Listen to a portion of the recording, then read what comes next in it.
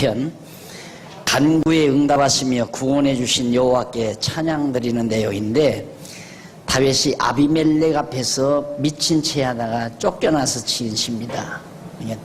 다윗이 아비멜렉 도망치다가 아비멜렉 앞에서 이제 위장하기 위해서 안 미쳤는데 미친 채 그렇게 하다가 결국은 저 미친놈 쫓아내라 해서 이제 쫓겨나는 그런 상황에서 하나님 앞에 지은 시입니다. 그러니까 사울을 피해서 다닐 때죠. 사울 거기 91페이지 상단에 보면 뒷부분 34편은 다윗이 부른 노래다. 그가 사울을 피해 다닐 때에 아비멜렉 앞에서 미친 채 하다가 쫓겨나서 지은 시인데, 아비멜렉은 블레셋 왕, 지금의 가자 지구, 지금 현재 전쟁이 일어난 가자 지구, 거기죠. 블레셋 땅 왕, 그 가자 지구에 있는, 그러니까 성경에는 가사로 나와요. 가사, 블레셋 도성 가사로. 이제 토속어로, 영어로는 이제 가자라고 이렇게 표현되는데, 블레셋 땅입니다. 블레셋 왕 앞에 이제 블레셋으로 도망을 갔는데, 그러니까 블레셋과 이스라엘은 적수 아니에요. 적수인데 이스라엘 사울이 죽이려고 하니까 적수의 땅 블레셋으로 도망을 간 거죠. 망명을 간 거예요. 망명 가서 이제 위장하기 위해서 미쳐가지고 막 침을 질질 흘리는 모습으로, 그리고 막 문 같은 데다가 낙서를 하고 이런 짓을 다윗이 하는 거예요. 참 비참하죠. 그런 걸 보면. 하나님이 그럴 때까지, 그러니까 하나님이 완전히 다윗을 버린 것처럼 느껴지는 거죠. 근데 하나님이 버리지는 않았습니다. 그처럼 정말 막다른 골목에 다윗이 처할 때에도 하나님은 여전히 다윗과 함께 한다는 거, 우리가 그런 걸 성경을 배우면서 배우게 되면, 우리들이 신앙생활 속에서 아무리 정말 역경 속에 처해도 여전히 하나님은 나를 절대 버리지 않는다라는 확신을 가지게 되죠. 그게 대단한 겁니다. 여러분, 그 아이들 교육 시키는데 정말 어린 아이들이 부모 떠나면 못 살잖아요. 막 무서워서. 그래서 부모를 안 떠나려고 하죠. 부모를 떠나서도 담대함이 생기는, 교회 학교 다니는 아이들은 담대하죠. 나도 역시 어려서부터 교회 학교 다녔기 때문에 그 담대함이 나올 수밖에 없어요. 하나님이 나와 함께 한다. 내가 체형이 적어가지고 학교에서도 제일 앞에 아니면 두 번째 수분 그랬거든요. 운동회 때 꼭 2등, 3등, 1등을 한 번도 못 해봤어요. 나보다 키 큰 사람 8명씩 하니까 내 뒤에 키 크고 덩치 큰 아이들이 한 5-6명씩 되니까 안 되죠. 그러니까 자칫 잘못하면 이제 위축이 되지만은 항상 학교 가면 책보따리, 그때는 책보따리, 책가방에 책보따리 놓고 하나님께 기도를 합니다. 그게 참 지금 와서 이렇게 생각해 보면 나를 나되게 하는 아주 중요한 과정이었다. 아무도 두려워하지도 않고 부러운 사람도 없고 아주 늘 담대해지고 어려울 때에도 하나님 의지하게 되고, 이게 이제 생활 속에서 매우 중요하다는 생각을 많이 하기 때문에, 엊그저께도 졸업식 하면서 내가 진짜 그랬죠. 하버드 총장하고 안 바꾼다고. 여러분들이 그 말을 저희 하는 얘기일 거다 그럴 거예요. 날 하버드에서 오라고도 안 하겠지만, 안 하기 때문에 하는 얘기 아니라 진짜로 안 바꿔요. 진짜로. 내게는 교육에 대한 꿈이 있어요. 꿈이라기보다도 확신이 있어요. 그래서 어려서부터 이 교회학교에 대한 관심이 많은데, 지금도 늘 생각하는 게 그겁니다. 내가 나이가 들었지만 어떻게 하면 우리 교회학교가 좀 더 아름답게 활성화되고 잘 교육이 시켜질까 하는 생각을 많이 합니다. 근데 정말 다윗이 그런 어려운 역경 속에서도 하나님이 버리신 것 같이 느껴질 때에도 좌절하지 않고 하나님 의지하고 사는 것, 이걸 보면 대단한 겁니다. 거기 보면 이제 1절로 3절에 보면, 내가 여호와를 항상 송축함이여 그를 총축함이 내 입에 계속하리로다. 항상 그런 중에서도 미친 채, 그 망명 가서 미친 채 하며 돌아다니는 아주 처절한 상황 속에서도 계속해서 하나님 찬양한다, 총축한다. 내 영혼이 여호와를 자랑하리니, 여기 나오죠. 자랑하리니. 곤고한 자가 이를 듣고 기뻐하리로다. 나와 함께 여호와를 광대하시다 하며 함께 그 이름을 높이세. 내가 여호와께 구하며 내게 응답하시고 내 모든 두려움에서 나를 건지셨도다. 내가 자랑한다란 말. 예. 곤고한 자 곧 자기를 따르는 무리가 이를 듣고 기뻐할 것이라고 했는데, 여기 자랑하면, 영혼이 자랑하면 자랑하다라는 말, 그 말이 하랄이라는 말인데 이는 빛나다, 찬양하다라는 뜻도 함께 있습니다. 빛난다, 자랑한다. 예, 영화롭게 빛이 나면 자랑스럽잖아요. 예, 하나님을 영화롭게 하다, 이것도 자랑하다라는 말도 뜨고 또 찬양하다라는 말도 같이 사용이 됩니다. 4절로 7절, 여호와께서 자기와 따르는 무리를 환난에서 구원하심을 의뢰합니다. 이미 구원된 게 아니죠. 그런 상황에서 하나님은 나를 반드시 구원한다. 망명을 떠나서 지금 적수의 나라에 망명 가가지고 거기서 자기를 위장하기 위해서, 왜 이스라엘 나라에 있으면 다윗이 다 드러나잖아요. 다윗이라는 게. 그러나 블레셋 사람들은 다윗을 모르죠. 그래서 블레셋으로 망명 가가지고 위장술로 미친 체하며 다니는 그런 상황 속에서도 자기와 따르는 무리를 환난에서 하나님은 반드시 구원한다. 우리 멸하지 않는다. 이 의지력, 그 신앙 대단한 거 아닙니까? 이것이 여호와의 신실성에서 나오는 신앙이라는 의미를 알 수가 있죠. 그러면서 광채를 입었다라는 말이 니하르란 말이에요. 밑에서 8째 줄 나오죠. 니하르라고 하는 말로서 흐르다 또는 모이다라는 뜻도 같이 있습니다. 광채를 입었으니 하나님의 놀라운 광채가 모였다라는 의미도 되고, 그 다음에 이제 넘어가서 34장 8절로 22절에 보면 92페이지, 의인을 구원해 주시는 여호와를 경외하라고 교훈을 합니다. 의인, 다윗이 자기가 도덕적으로 의인은 아니죠. 그러나 하나님이 사랑하는 자, 또 하나님의 택한 백성이라는 의미에서 자기는 하나님 앞에 의인인데, 의인을 하나님은 버리지 않는다. 반드시 구원해 준다. 그런 여호와를 우리는 경외해야 한다 하는 노래를 8절로 22절 사이에서 부르고 있습니다. 그 다음 넘어가십시다. 35장 1절로 16절, 94페이지 나오죠. 1절로 16절. 대적과 싸우셔서 그로 수치를 당케 하시라고 간구하죠. 왜? 원수의 목전에서 상을 베푸신다고 시편 1편에서 언약했잖아요. 하나님께서. 여호와께서 다윗이 노래를 부르는 것을 보면 원수의 원수 앞에서 상을 대적의 원수 앞에서 하나님께서 상을 베푸신다, 승리케 하신다, 그 말이죠.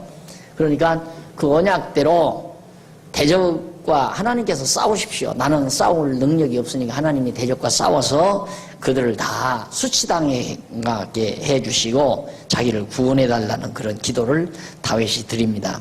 이 35편은 다윗이 자기를 대적하는 원수들에 의해 심한 박해를 받고 있던 시기에 부른 것으로 그렇게 추정이 됩니다. 원수들에게 엄청난 박해를, 물론 블레셋에서 받았는지 사울의 군대로부터 받았는지는 모르지만 어쨌든 대적들에게 엄청난 학대를 당하던 그런 시기에 하나님께 찬양하는, 자, 우리는 환경에 의해서 그런 어려움에 도달하게 되면 일단은 하나님을 저주하거나 하나님을 원망하거나 하나님에 대한 불평을 털어놓는 것이 보통 우리들의 심사죠.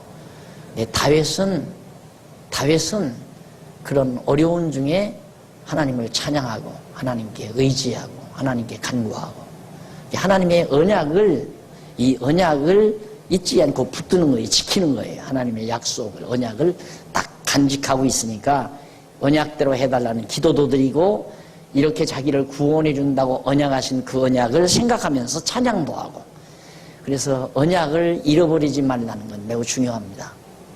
우리 인간관계도 그렇죠. 친구관계도 서로 사이에 약속을 합니다. 예를 들어 우리 변치 말자 약속을 했습니다. 그 약속을 늘 기억하고 살아야 우정관계가 계속이 되죠. 그 약속을 잃어버리게 되면 우선 당장 저 친구가 나에게 섭하게 한 것만 생각이 나죠. 그리고 또 저 친구가 나에게 좀 모질게 한 것만 생각이 나고, 그러면 이제 언약은 잊어버리고, 그러면 이제 변질이 되는 거죠. 생각이 바뀌는 거고. 그래서 인간과 인간 사이에도 약속을 기억한다는 건 매우 중요하지만 하나님과 우리 사이는 더더욱 말할 것도 없죠. 우리는 하나님의 언약의 말씀을 붙들고 사는 겁니다. 지금 내가 공고한 형편이지만 하나님은 나를 어떻게 해주실 것을 준비해 놓고 나를 당신의 택한 백성 만들었다.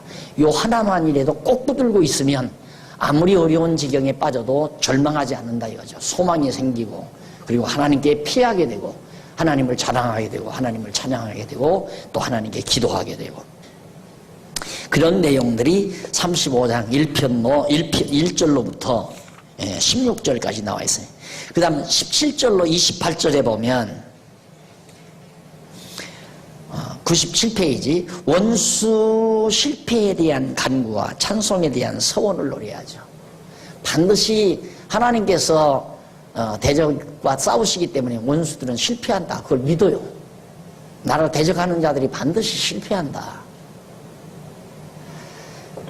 그러니까 그게 믿어지니까 하나님께 간구하면서 찬송할 것을, 하나님께 나는 모든 걸 언약대로 이루어달라고 구하고 그렇게 이루어주신 하나님을 찬양하면서 나는 살겠습니다라고 하나님 앞에 서원이 생기는 거예요. 서원. 서약에서 원하는 바를 서약하는, 우리에게 주신 소원대로 기도한다고 그랬죠, 우리들이. 그러니까 하나님께서 그런 소원을 우리에게 담아주시는 거예요. 그럼 어떻게 우리에게 이런 소원을 담아주는가? 하나님이 그렇게 긍정적인 언약, 아름다운 언약, 좋은 언약, 선하신 언약을 우리에게 줬기 때문에 그 언약을 붙들고 있으면 내 마음속에 소원이 생기죠. 그렇게 해주기를. 그리고 소원이 생기니까 기도도 나오고, 그런 서약을 이루어 주실 하나님을 의지하기도 하고, 그리고 그 소원이, 그 언약이 이루어지면 나는 하나님 앞에 간구하고 찬송할 것을, 찬송하고 싶은 이 서원이 마음의 서원이 일어나게 되고, 그래서 이제 그 서원을 노래하는 내용이다. 자, 그래서 그 뒷부분만 한번 보십시다. 19절로 26절 보면 98페이지 나와요. 위에서 5째 줄. 불의한 원수의 실패에 대한 간구, 불의한 원수, 이방 대적들, 또 아니면 다윗을 죽이려고 드는 사울의 군대들, 무리들, 이런 불의한 원수의 실패에 대한 간구를 노래하죠.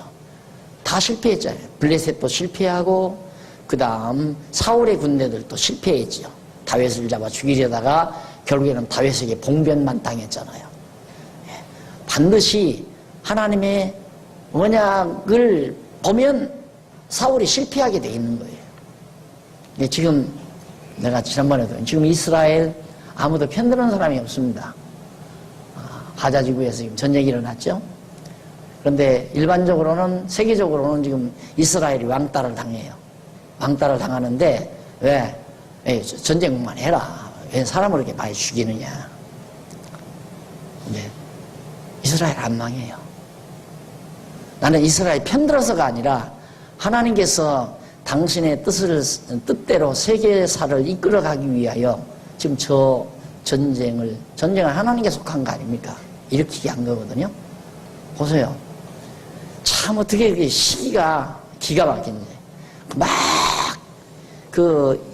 이슬람 세력들이 석유로 엄청난 돈을 벌어버리잖아요. 석유값이 비싸가지고 엄청난 돈을 벌었죠. 그러니까 이스라엘은 못내 불안하죠. 자기들의 대적 적수들이 그렇게 엄청나게 돈을 벌어서 빌딩이, 그 모래사막에 빌딩이 대나무 숲같이 지금 올라가잖아요. 이스라엘은 불안하죠. 이스라엘 유대인들이 장난을 쳐가지고 세계 경제가 곤두박질이니까 석유값이 폭락하고 폭락한 그 무렵에 지금 경제사정이 중동도 안 좋거든요. 다 안 좋잖아요. 그때 이스라엘은 이 틈을 타가지고 전쟁을 일으켜서 지금 막 가자지구 반도막 냈잖아요. 블레셋 땅이거든요. 그 아직 가자지구가 블레셋 땅. 이 블레셋과 이스라엘과의 전쟁은 역사 초기부터라니까. 최초 초기부터. 지금까지 계속되는 겁니다. 팔레스타인이라는 사람들이 블레셋 사람들이라는 뜻이에요.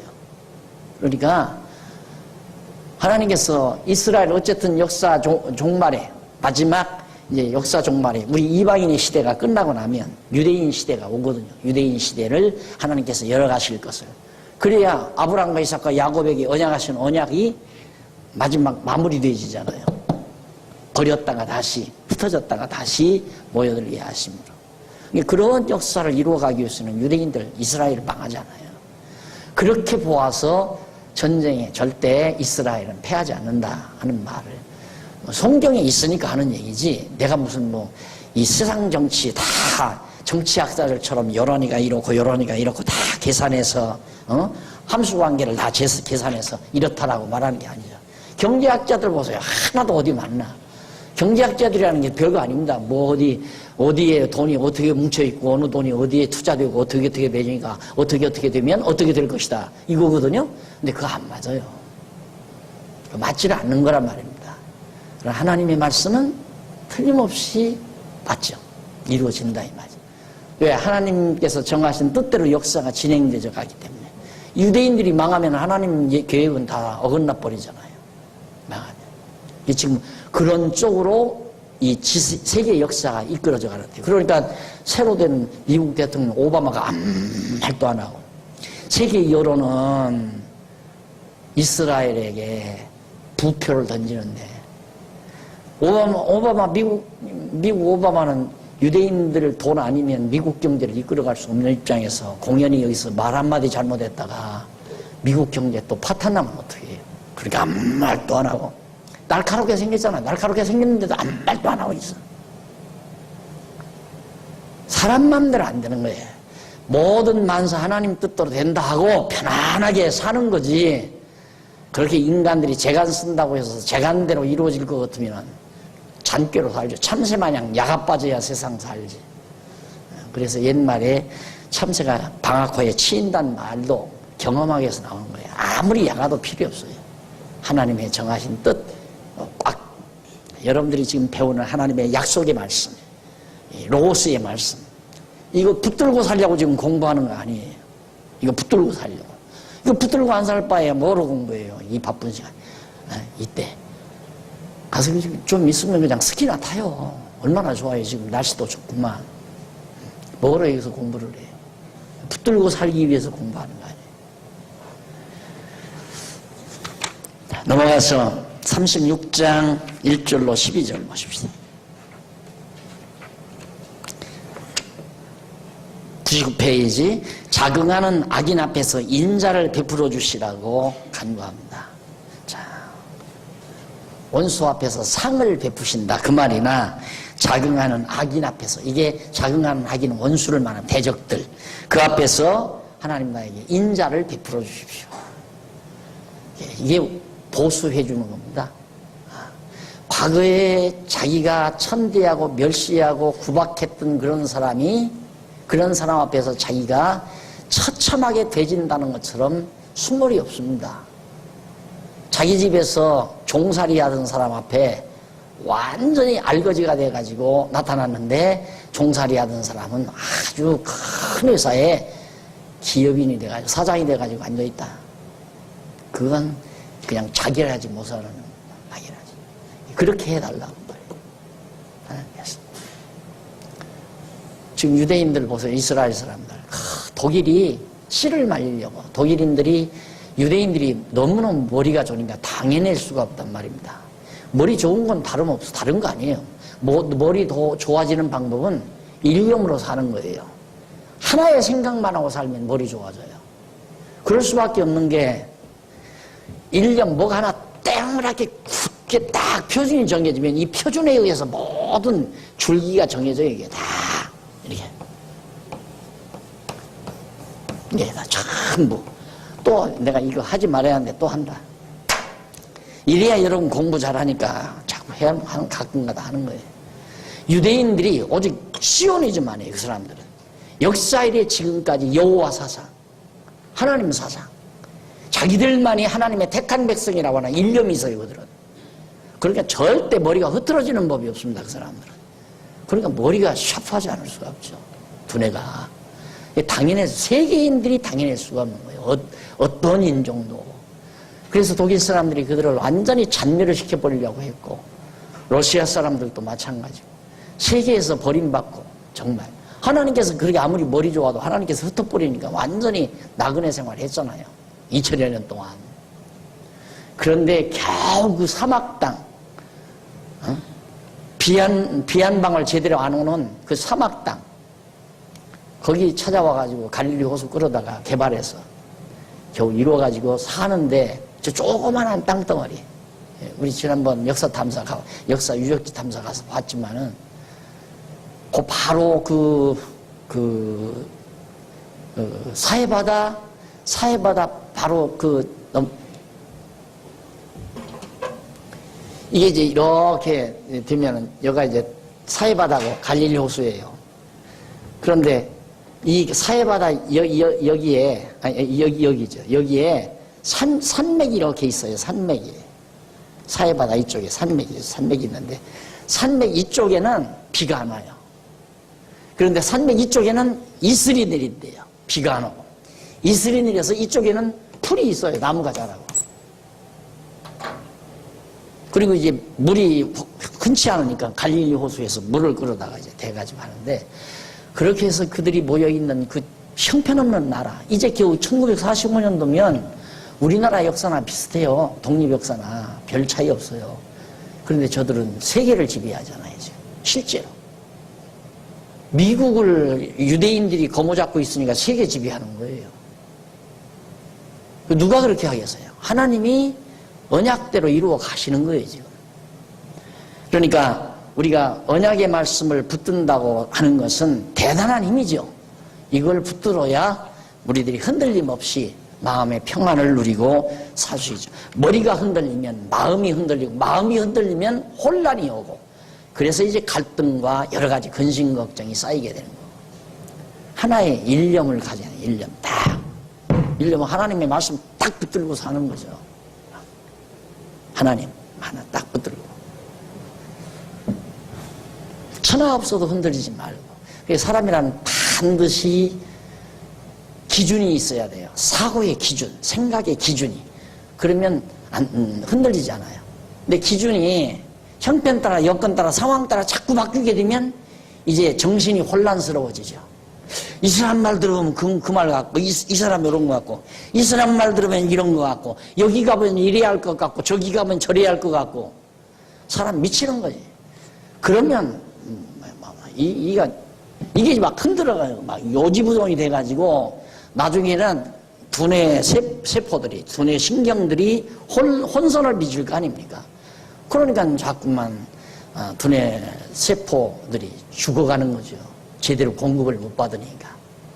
이 두뇌 신경은 생각 매우 중요합니다. 아름다운 생각, 긍정적인 생각, 아주 당돌한 생각, 담대한 생각, 마음, 이런 것들에 의해서 이런 두뇌 신경은 아주 원활하게 잘 움직여가는, 일념에 의해서 온 두뇌가 작용을 해야, 그래야 머리가 편안해지고, 머리 편안하면 마음에 평강이 오고. 꼭 그렇게 사셔야 돼요. 우리 성도대 학생들은 졸업하면 꼭 그렇게 되어야 한다. 하나님의 언약의 말씀, 변함없는 영원 전에 정하신 하나님의 뜻 정확하게 생각하고 그 말씀 배워서 지혜자가 돼가지고 힘있게 당돌하게 어떤 상황이 오더라도 흔들리지 말고, 상황에 흔들리지 말고 그렇게 살아가는 그런 지혜자의 삶, 매우 중요하다 하는 얘기입니다. 그 다음 넘어가서 37편 1절로 8절에 보면 3602페이지, 행악자로 인해 불평 말고 여호와를 의지하라는 교훈시입니다. 행악자, 두말할 때 행악자는 불택자들을 말하는 거죠. 이것은 다윗이 부른 노래인데 그의 말년에 다윗은 말년에 자기가 살아오는 동안 여호와 경외하기를 깨달은 지혜를 노래한 것으로 짐작이 돼요. 제가 볼 때 37편 25절을 참조해 보시면 그런 느낌을 받습니다. 그 25절을 일단 한번 넘어가서 보십시다. 25절 몇 페이지냐면 6페이지에 나오네. 3606페이지 25절 내가 어려서부터 늙기까지 의인이 버림을 당하거나 그 자손이 걸식함을 보지 못했다 라고 노래합니다. 그러니까 이건 다윗의 말년이죠. 그러니까 어려서부터 이렇게 나이가 많이 늙어질 때까지. 저도 늙은 층에 들잖아요 이제. 그러니까 이 강의할 만한 여건은 돼 있는 거죠. 그래서 정말 행악자로 인해서 불평할 필요 없어요. 세상에. 난 참 많이 했어요. 학교 다닐 때도 데모 앞장서고 사회에 대한 불평, 불안. 그래서 막 하다가 결국엔 조금 철이 드니까 야, 사회가 이렇게 사회가 나쁘다고 불평만 할 게 아니라 내가 고치자 라고 하는데 적극성을 띠고 그래서 이제 농촌운동, 사상운동, 농촌 계몽운동을 이제 20대 초반에 시작을 하죠. 그러니까 얼마나 그 막 이 사회의 불평, 불만 이런 것들. 그러니까 대합장수고 막 밤새껏 그때는 뭐 지금처럼 막 이 프랑크 같은 이렇게 이주에서 나오는 때 아니에요. 막 일일이 붓으로 써야 돼요. 막 페인트 사다가 막 많은 이거 사다 놓고 막 밤새껏 막 수십 장 써내려가죠.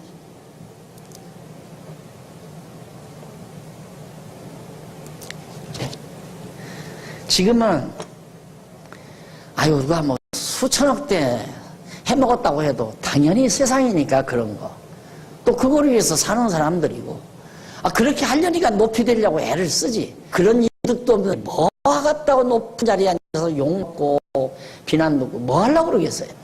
백성을 위해서 천만의 말씀. 자본주의 사회에서 남을 위해서 한다는 건 거짓말이에요.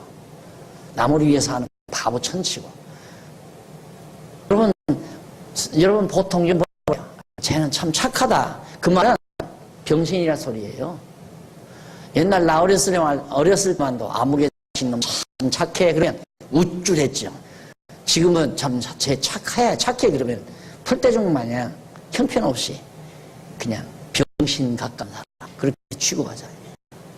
지금은 어떻게든지 들키지 않고 그냥 참새처럼 얕게 잘 해먹는 것이 그게 똑똑한 사람이고 말란 사람이고 영리한 사람이고. 근데 말씀 딱 깨닫고 나면 하나님의 말씀을 깨닫고 나면 세상에 그런 식으로 사는 사람들 참 어리석고 미련하다는 생각이 들죠. 그런 생각이 들면서 부러울 것도 없고 그것 때문에 열받을 필요도 없고. 왜? 우리에게는 분명한 하나의 길이 있다는 확신 때문에. 그래서 마음에 평안이 오는 거죠. 내가 젊은 날부터 이렇게 어려서부터 내가 이런 말씀을 깨달았다면 이게 안 생겼죠. 정말 미안해요. 얼마나 고뇌를 하고 사상인이 되려고 했으니까 사상가가 되려고. 그러니까 얼마나 사고세계를 많이 활용했겠어요. 그러다가 정말 이 진리를 발견하고 살았는데 정말로 행악자들로 인해서 이 세상의 포악자들로 인해서 악한 자들로 인해서 불평할 거 없어요. 우리는 다만 여호와 하나님만 의지하면 되죠. 자, 저기 한번 읽어보십시오. 행악을 인하여 불평하지 말며 불의를 행하는 자를 투기하지 말지니라.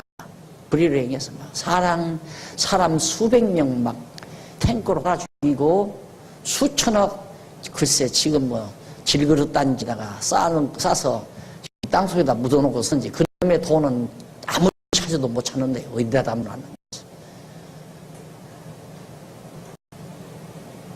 그런 분에게 또 정치자문 받아서 가서 어떻게 해야 됩니까 하고 자문 받는 꼴물견들이나 아이고 진짜 측은한 사람들이죠. 가련하고 측은한 사람들. 네. 오직 여호와 하나님 딱 의지하고 아무리 나라가 곤두박질 쳐도 결국 이 나라 하나님께서 한국교회를 위해서 진리를 위해서 하나님은 보호하신다. 이 확신 가지고 마음의 평안을 가지고 있습니다. 지금 여초에 뭐 김정일이가 제일 먼저 군부대 방문했다고 하잖아요. 여차하면 밀고 나오려고.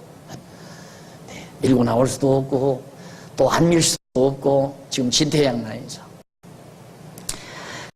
자, 그 다음 넘어가서 37편 9절로 22절 악인이 받을 복과 의인이 받을 복과 악이 받을 형벌에 대해서 가르쳐줍니다. 이것은 의인과 악인은 거듭 말씀드리지만 도덕적 의인과 악인을 말하는 게 아니고 택한 자가 받을 복과 불택자 이방 민족들이 받을 형벌 대적들이 택한 백성들의 대적.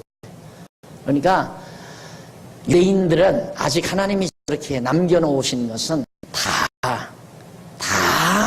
망해서도 조금 남겨놓은 것은 그 남자와 하여금 하나님의 정하신 뜻을 이루기 위한 것이기 때문에 지금 유대인들 보세요. 어떻게 세계 경제를 다 넘어줬는지 참 알 수가 없죠. 그렇죠?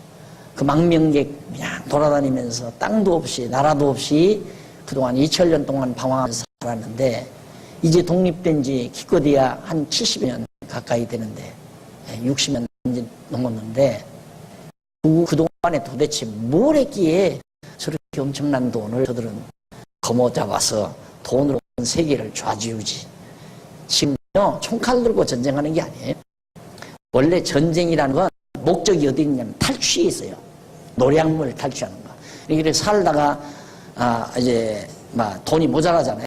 경제가 재물이 살아가는데 모든 물품이 뭐라면 약한 나라 쳐서 가서 다 탈취에다가 그거 갖다 또 먹고 사는 거예요. 네, 완전히 하나의 강도대로 출발한 거예요. 국가라고 하는 거의 강도대가 바로 기본 출발입니다. 그러니까 블레셋이라는 것도 바닷가에다가 그렇게 지지를 정해놓고 이게 살다가 돈이 모자라면 지중해로 진출하는 거예요. 진출해서 지중해 연안으로 무역선이 지나면 가서 확 거머잡아서 뺏다가 또 나눠 먹고 살고 모자라면 또 진출해서 무역선 잡아서 먹고 살고 요즘에 어디가 그러잖아요. 무역선들 또 뭐 해운 배들을 이렇게 납치해가지고 돈 갖고 와라 이런 거는 그런 나라. 지금도 아직도 그런 게 있는 거죠. 그것이 국가의 시발이에요. 그러니까 국가는 끝내 전쟁을 하는 거죠. 그러니까 어느 경제학자가 그래요. 어떻게 해야 이 경제 문제가 해결이 되느냐. 경제가 어려워지면 전쟁밖에는 해결할 길이 없다. 이게 전쟁을 해야. 그럼 아주 아이러니죠. 어떻게 전쟁을 해야 맞는 얘기예요. 그게. 전쟁을 해서 다 망가뜨려 버려야 다시 또 이제 막 세워나가면서 막 또 열심을 내고 뭔가 발전이 되잖아요. 전쟁을 하지 않고 평온하면 이게 딱 차가지고 수동이 돼요. 딱 마비가 돼. 모든 게 다. 막 움직이는 게 아니에요. 움직이는 게 아니라. 근데 전쟁이 일어나게 되면 막 움직이게 되죠. 이제 망할 사람 망하고 흥할 사람 흥하고. 그래서 이제 새롭게 또 역사가 시작되고. 그래서 그런 말 있잖아요. 건설을 위한 파괴. 파괴적 건설. 이런 말들이 우리에게 많은 갈등을 가져다 주는 용어들이에요. 세상은 어쩔 수가 없는 거예요. 그것을 우리는 긍정적으로 받는다는 것보다도 당연히 그런 것이 세상이라고 우리는 인정하는 거죠. 그러니까 그런 일이 벌어져도 우리는 두려워하거나 그것 때문에 갈등을 빚거나 할 일은 없다. 다만 하나님의 택한 백성은 하나님이 정해놓으신 복, 택함 받지 못한 백성들은 하나님이 정해놓으신 형벌이 있다는 걸 가르쳐주는 다윗의 교훈시입니다. 따지고 그 다음 23절로 40절 37편 3606페이지 23절로 40절에 보면 의인은 실족하지 않으며 결국은 평안과 구원이라고 노래하죠. 이게 결국 이것도 그러니까 모든 시편은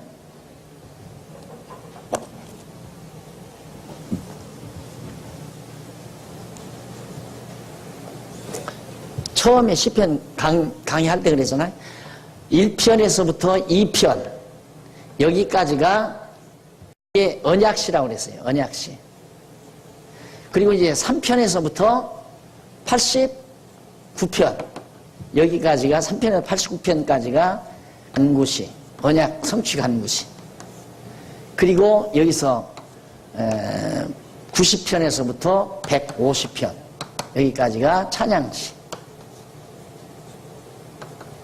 그러니까 언약대로 이루어달라는 간구의 찬양과 언약에 대한 찬양과 언약대로 이루어달라는 간구 찬양과 간구대로 이루어주심에 대한 언약대로 언약을 이루어달라고 한 간구대로 이루어주신 하나님께 찬양하는 시. 그러니까 결국 다 언약에 기초하죠. 모든 시들이. 그러니까 지금 우리가 37편 37편 여기도 의인은 실족치 않으며 결국은 평안과 구원이다. 자, 보는 사람은 악인의 꾀를 쫓지 아니하며 1편에 쭉 나오죠. 나오면서 의인은 그렇지 않으며 악인은 바람에 나는 겨와 같도다. 의인은 그렇지 않으며 나오고 악인과 의인이 전혀 다르다는 거 하나님이 언약하셨기 때문에 그대로 여기서도 간구시에서도 그렇게 노래하는 얘기입니다. 그 다음 넘어갑시다. 38편 3611페이지 38편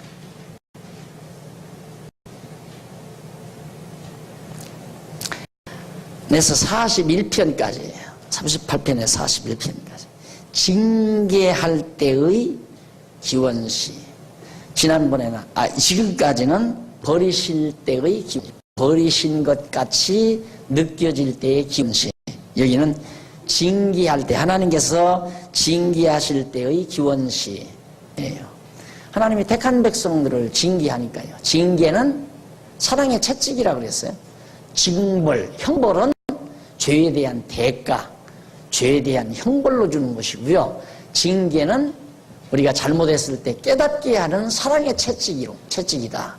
그러니까 하나님께서 당신의 택한 백성이라고 해서 내버려 두는 게 아니죠.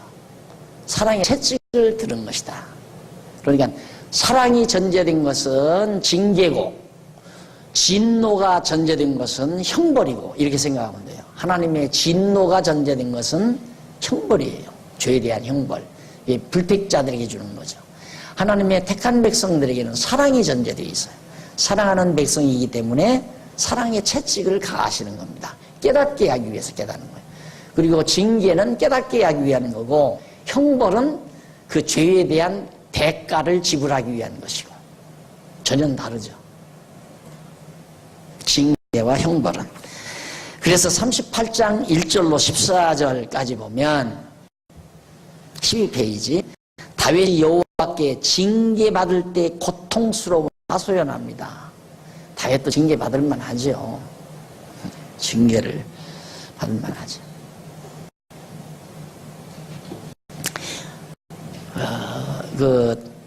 이 시는 38편은 이쪽에 13페이지에 나오죠. 이 본문, 성경 본문 밑에 보면 이제 38편은 두 번째 줄 본문, 성경 본문 밑으로 해설 내용 중에 두 번째 줄 중간 줄이라면 38편은 다윗이 회개하며 후대들로 여호와를 기념케 하려고 부른 노래로서 우리야의 아내 밧세바의 불륜 사건 이후 고통을 당할 때 부른 것으로 추측이 됩니다. 다윗이 가장 하나님 앞에 정말 고통스러웠던 것이 우리야의 아내 남편, 우리야의 아내 우리야의 아내 밧세바와 맞아요. 우리야의 아내 밧세바와 불륜 사건이 있은 이후에 우리야를 죽이죠. 그러니까 아주 악랄하게 행동을 합니다. 그것 때문에 다윗이 매우 고통을 가졌습니다. 아파하고 그래가지고 그때 이 노래를 부르지 않았나 하는 짐작을 해봅니다. 그래서 거기 1절 8절에 보면 다윗이 여호와의 징계로 인한 자기 육체의 아픔을 노래합니다. 다윗은 언약대로 이루시는 여호와를 부르며 여호와여라고 부르면서 한번 읽어보실까요? 1절 주의 노로 나를 책하지 마시고 분노로 나를 징계치 마소서 말해요. 하나님이 노로 나를 징계하지 말고 사랑으로 나를 징계해 주십시오. 그죠? 분노와 노로 하시지 말고 사랑으로 나를 채찍질해 주십시오. 주의 살이 나를 찌르고 주의 살이란 화살을 말하는 화살. 이 살크스 육체를 말하는 게 아니라 주의 살이 나를 찌르고 주의 손이 나를 심히 누르시나이다. 주의 진노로 인하여 내 살에 성한 곳이 없사오며 나의 죄로 인하여 내 뼈에 편함이 없나이다. 내 죄악이 내 머리에 넘쳐서 무거운 짐이 감당할 수 없나이다. 내 상처가 썩어 악가 나오니 나의 우미한 연고소이다. 내가 아프고 심히 구부러졌으며 종토록 슬픔 중에 다니나이다. 다윗의 비통한 자복, 통회하는 자복, 자기의 범죄에 대한 아픔을 잘 노래하고 있죠. 그러면서 8절에 내가 또 심히 상하였음에 마음이 불안하여 신음하나이다. 몸과 마음이 마치 욥 같은 고통을 당하는 것처럼 느껴집니다. 그 다음 9절 14절에 보면 징계로 인한 자기 신복방을 노래합니다. 하나님 앞에 원래 하나님 하시는 일에 우리가 말하면 안 돼요. 그래서 바울도 하나님이 우리를 죄 가운데 가둬놨다니까 죄 가운데 참 어쩔 수 없는 거죠. 하나님이 그래서 이렇게 죄 가운데 가두지 않으면 왜 다윗이 그런 상황에 빠졌습니까? 농산 아담 때도 그렇지만 하와한테 사람이 와서 뱀이 와 이제 너 하나님과 같이 눈이 박는다. 그래 하나님과 같이 된다. 이러고 할 때 먹으려고 할 때 그때 하나님이 뭐 수고할 것도 없잖아요. 천사 보내가지고 야 가서 야단을 쳐라 했으면 못 따먹죠. 그렇게 했어도 못 따먹을 뿐만 아니라 또 수학하게 하는 과일나무를 저 나무 밑에 사람의 손이 닿을 수 없는 지역에다가 심어서 이렇게 나게 했던가. 그런 하필이면 동산 중앙 잘 보이는 곳 한중앙이니까 거기가 떠나가게 하는 나무 과일나무를 낳게 하고 그리고 뱀이 유한에 내버려 두어요. 따먹었어요. 따먹고 그 다음 자기 남편 하와에게도 남편 아담에게 주어요. 아담도 먹어버렸어요. 거기서 뱃속으로 다 들어갔어요. 그때 하나님이 아담아 보잖아요. 네, 여기 들어가고 아까 설명이 왜 놓으려고 못 깨달으니까 여기서 은혜를 깨달으니까 이 엄청난 하나님께서 메시지에다 작해서 하나님의 자녀 만들어 놓은 이 놀라운 은혜를 하나님이 드러내지 아니하면 못 깨달아요. 에덴 동산에다 이 은혜롭게 하나님께서 좋은 동산 만들어서 살게 했는데 하나님의 은혜 못 깨달고 하나님과 같이 들어가는 욕심에 살아가는데 하나님께서 그대로 를 보내서 아담을 죽으러 가게 합니다. 왜 개떡 마찬가지예요. 하나님께서 지금 전쟁 때문에 고민하는데 역사에서 이렇게 전쟁 상황을 좀 거닐고 산책하는데 하필 그 순간에 무게론이 오느냐 여기에 빠져들잖아요. 하나님이 다 용서로 다윗 왕의 자리에서 쓰도록 해가 다윗은 바로 그 장면을 하는 겁니다. 하나님의 의에 깨닫죠. 엄청나게 깨닫죠. 하나님께서 하나님께서는 우리 가운데 가치 아니면 사람이 없어요. 그래서 인생에 죄 중에 태되고 죄 중에서 그래서 그래서 죄의 다 하나님의 은혜로 하나님의 자녀 은혜로 하나님하게 하는 은혜의 영광을 힘입는 것이 하나님입니다. 다윗이 여호와의 응답을 확신하며 구원하시기를 간구합니다. 여호와의 내가 주를 알아오니 하나님이 내가 은나시다 내게 은나시다 내가 말하기를 두렵건대 저희가 내게 대하여 기뻐하며 내가 실족할 때에 나를 향하여 망자존대할까 하나이다. 내가 망하면 대적들이 얼마나 기뻐하겠습니까 이 말이에요. 생각해보세요. 하나님께서 이렇게 다윗 왕국 딱 세워놨는데 이방 민족들이 다윗 왕국이 다 망하는 걸 보고 얼마나 좋아하겠느냐 이 말이에요. 하나님 그래서 되겠습니까? 하나님 계획 다 어긋나지 않습니까? 하나님 날 구원하십시오. 나 그거 확신합니다. 내가 간구하는 대로 하나님은 이루어 주실 거 믿습니다 그 말이에요. 그래서 구원해 주십시오 하는 얘기죠. 그 다음 39장 1절로 13절 1절로 13절에 보면 연약함을 알게 하시고 건강을 회복해 주시기를 간구합니다. 자, 사람이 이래야 사람이 돼요. 한번 들어갔다 와야 돼지우리를 한번 들어갔다 와야 인간이 돼요. 왜? 자만하지 아니하니까. 제일 교회에서도 골치 아픈 사람이 누구냐면 나는 이만하면 참 됐다 이런 사람. 자기는 거룩하고 깨끗하고 죄 없이 잘 살 수 있다고 생각하고 있는 사람. 내가 언제 누구 속여먹었나? 내가 11조를 띠먹었나? 안식일을 범했나? 나는 하나님의 뜻대로 잘 지금까지 살아왔다. 이런 사람이 참 골치 아픈 사람이에요. 그럼 어떤 사람이 골치 안 아픈 사람인가? 항상 나도 여전히 죄 많은 인간이다. 그런데 하나님이 나를 용서해 줬다. 그 감동에서 사는 사람. 이 사람은 남을 정죄하지 않아요. 남을 험담도 안 해. 그러니까 내가 그러잖아요. 나한테 누가 와서 험담하면 그러면 집사님은 괜찮은가? 집사님은 안 그래요? 내가 집사님은 안 그래요? 자기도 그래요. 남은 험담하는 대로 자기도 그대로 그래요. 사람인데 다를 게 있어요? 똑같죠? 내가 또 그런 얘기죠. 한때는 날더러 욕심 많다고 하도 하는 사람이 많아서 나한테 와서 뭐 일러요. 목사님, 누가 그런데 목사님 뭐 욕심이 많대. 그럼 나 욕심 많지. 사람이 어떻게 욕심이 없어? 해버리죠. 남들은 욕심 많다고 말하는 사람은 자기는 욕심이 없다고 전제하고 하는 말이에요. 그런데 어떻게 자기 욕심 없는 사람이 어디 있어요? 다 욕심이 있지. 욕심이 있지만 하나님의 말씀에 의해서 자제하고 그걸 다 이렇게 하면서 사는 거지. 세상에 욕심 없는 사람이 어디 있느냐 이 말이에요. 그러니까 내가 오죽하면 그런 얘기 하잖아요. 내가 그러니까 그런 얘기를 하는 거예요.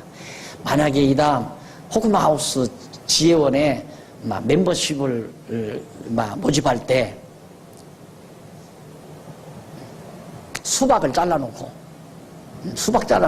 가운데 토막 가져가는 사람은 절대 입학 안 시킨다. 멤버십으로 모집 안 한다. 껍데기 있죠. 그 사람은 양보심이 많고 욕심이 없는 사람이죠. 근데 나도 가운데 토막 먹거든요. 근데 나도 입학 자격이 없는 거야. 세상에 욕심 없는 사람이 어디 있어요? 다 부패한 속성을 지니고 사는 거지, 인간이. 근데 그걸 전제하고 이해를 해야 하는데 나는 안 그렇다 이거야. 나는 안 그렇다. 그래서 그 사람이 일일이 그런 사람이 교회 안에 있으면 그 사람이 다 심판자야. 너 그러지 마. 왜 그렇게 살아? 그런 거 아니야. 막 명령하고 지배하고 지도하고 막 큰 소리 치고. 그게 제일 골치 아픈 사람이야. 근데 여러분 보세요. 우리 교회에 큰 소리 치는 사람 하나도 없잖아요. 장로님들도 큰 소리 하나도 못 쳐요. 큰 소리 하나도 못 치는 이유가 성스러워서 큰 소리 하나도 못 치는 게 아니에요. 당신들도 다 별 볼 일 없으니까 큰 소리 못 쳐요. 나도 마찬가지고. 장로님들 나는 속으로 욕할지 모르고 맞는 말 아니죠. 맞는 말이죠. 장로님이라고 해서 뭐 대단한 이런 분들이고, 목사라고 해서 엄청나게 뭐 거룩한 사람입니까? 다 똑같은 사람이지. 그러니까 큰 소리 못 치는 거죠. 그러니까 교회가 조용하잖아요. 교회 큰 소리 치는 사람이 있으면 교회 골치 아파요. 다윗이 한 번 여기 들어갔다 나와가지고 그렇게 고분고분 얌전해진 거예요. 하나님 앞에 꼼짝을 못하죠. 고분고분. 하나님 앞에 꼼짝 못한다기보다 그냥 하나님 앞에 그냥 감사할 뿐이에요. 하나님이 베풀어 주시는 은혜. 나 같은 죄인 살리신, 자기와 같은 그런 추악한 죄인을 하나님이 다 덮어놓으시고 이스라엘의 왕으로 언약대로 왕위의 자리에 앉혀놓으신 하나님의 그 크신 은혜에 감동 안 할 수가 없죠. 왜 그 감동 속에 사는 거예요? 여기 들어갔다 안 나오면 여기에서의 감동이 없다. 내가 그랬죠. 감동은 나이돌핀, 엔돌핀의 4,000배가 넘는 나이돌핀이 속해 하는 거다. 웃으면 엔돌핀 솟는다고 그러죠. 한 번 웃어서 엔돌핀 솟는 것보다 한 번 감동하는 것이 4,000번 웃는 것보다 낫다 그 말이에요. 그러니 하나님이 우리를 어떻게 살아가게 하는가를 알 수 있잖아요. 결국 감동하며 살게 하시려는 것이 이거예요. 그러니까 후배들이 더러 처음에 이제 목회를 나가가지고 목사님 목회를 어떻게 해야 돼요? 성도들을 감동시키면 된다. 성도들이 감동하며 살게 하면 된다. 근데 그 말이 무슨 말인지 모르죠. 자기가 감동 주는 게 아니에요. 이렇게 하나님의 섭리를 깨닫게 하면 감동이 나오게 생겼어요. 감동하며 사는 사람만큼 행복한 사람이 어디 있어요? 가장 행복한 사람이지. 그런데 언젠가 그런 얘기 했잖아요. 1년에 한 번이라도, 생일날 한 번이라도 감동시키는 사람이 그래도 좋은 남편이다. 매달 한 번씩 감동시키는 남편은 상당히 좋은 남편이고, 일주일에 한 번씩 감동시키면 아주 좋은 남편이고, 1등 남편. 매주 한 번씩. 매일 한 번씩 감동시킨다는 건 특등 남편이고. 그게 그럴 사람이 어디 있어요? 죽어도 못하죠. 어떻게 매일 감동을 시켜요? 감동 못 시키는 이유가 어떻게 하면 저 사람은 감동시킬 줄을 모르니까 감동을 못 시키는 거예요. 그냥 어쩌다가 한 번 예를 들어서 뭐 생일날 꽃을 사다 준다. 꽃 한 번 사다 줘요. 그러면 그 처음에는 막 그냥 한박 입을 벌리고 감동을 아주 좋아서. 그러나 두 번째 또 사다 준다. 그 다음 한박입이 아니야. 미소야. 그 다음 세 번째 사다 준다. 그때는 예감을 해. 아, 꽃 사다 주겠구나. 얘 사와야 하나도 감동 안 하는 거야. 필요 없어요. 방법 가지고는 안 돼요. 천만의 말씀. 매일 시시각각 감동시키시는 분이 우리의 영원한 남편 그리스도밖에 없어요. 영원토록 항상 감동 속에 살게 하는 거예요. 예, 남편이 감동해 주기를 바라고 사는 사람은 불쌍한 사람이에요. 그거 갖고는 감질나서 못 살아. 감질나서. 자기가 하나님 앞에서 남편도 그렇고 남자도 그렇고 여자도 그렇고 아내도 그렇고 하나님 앞에서 감동하며 사는 삶, 이것이 그러니까 각자 남편도 감동하고 아내도 감동하니까 감동하는 사람들끼리 모이니까 함께 행복한 거예요. 함께 행복한데 이건 상대적으로 내가 아내를 감동시키려면 나는 고통스럽고 아내는 감동되고, 그런데 그거라도 되면 좋아. 감동하는 아내를 보면 나도 좋으니까, 예를 들면. 그런데 그거 몇 번 하면 시들하다니까. 왜? 미리 예측하니까. 오늘 뭐 생일이니까 또 꽃 사들고 들어오겠지. 사들고 들어왔는데 뭐 그렇게 대단히 감동스러워요? 또 꽃 사왔어? 그냥 돈으로 주지. 이래버리고 말이지. 그럼 긴 박새는 거죠. 그걸로 감동되나요? 그 감동은 몇 번 가기가 어려워요. 잠시 감동스럽다가 그 다음은 조금 시간 지나면 이거 불평 저거 불평 또 불평이 터져 나오기 시작하고, 그러면 또 싸늘해지기 시작하는 거죠. 연약함을 알게 하시고 건강을 회복해 주시기를 간구한다. 하나님, 내가 얼마나 연약한 존재인가. 무능한 존재인가를 나에게 깨닫게 하기 위해서 나를 탕자가 돼지우리에 가서야 자기 주제를 파악하잖아요. 하나님이 우리를 죄 가운데 우리 어떻게 죄인 줄을 몰라요. 죄인을 모르니까 하나님께서 죄를 감동이 없지. 이걸 생각인 말로 말하면 병 주고 약 주고 의사들이 존경받습니까? 병 주고 약 줘야 병 주고 약을 줘서 고쳐주면 존경받는 거예요. 그러니까 일단 진찰을 가면 진찰을 하라고 요즘에 다 실제로 그러더라고요. 나도 자꾸 진찰을 가면 아무렇지도 않아요. 그런데 살며시 나를 불안하게 만들어요.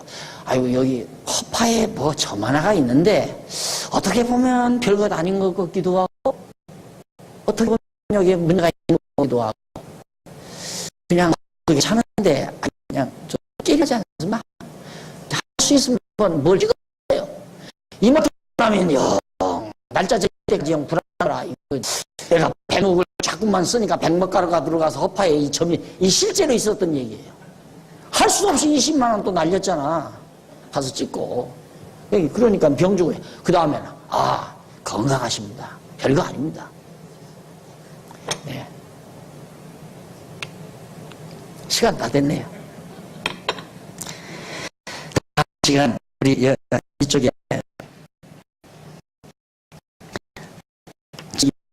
초두에 보세요. 정리가 17페이지 10번째 줄이 나오죠. 10번째 줄 뒷부분에 보면 여기 허사라는 말은 히브리 원문으로 헤벨이라고 하는데 이는 텅 아무것도 없는 걸 말하는 거고요. 그 다음 이제 그 밑에 내려가 보면 밑에서부터 10번째 줄 중간에 보면 7절 초두의 히브리 원문에 에아타란 말이 있습니다. 이는 그러므로 이제 나는 이라는 그런 뜻으로 번역이 돼야 돼요. 그러므로 이제 나는 그러면 7절 한번 보십시다. 7절에 보면 주여 내가 무엇을 바라리요. 근데 그냥 무조건 주여 내가 무엇을 바라리요 그렇게 하는 것보다 그러므로 이제 나는 무엇을 바라리요 이렇게 앞에 것을 받아가지고 이어가시면 훨씬 더 내용이 잘 우리에게 소화됩니다. 다음 시간 40편부터 공부하도록 오늘 강의 여기서 마무리합니다. 살아계신 하나님 아버지 은혜를 감사합니다. 오늘 또 저희를 부르시고 하나님의 귀한 말씀과 함께 살아가도록 은혜 주신 걸 감사드립니다. 이제 깨닫는 말씀 하나하나가 우리의 영혼에 영양가 있는 양식으로 자리 잡게 하시고 이 말씀에서 얻는 힘으로 이 거친 세상을 넉넉히 이기고 살아가는 승리자들이 되도록 역사해 주시옵소서. 오직 언약의 말씀 붙들고 당당하게 세상을 살아가도록 인도하시옵시기를 비오며 예수님 이름으로 기도드립니다. 아멘.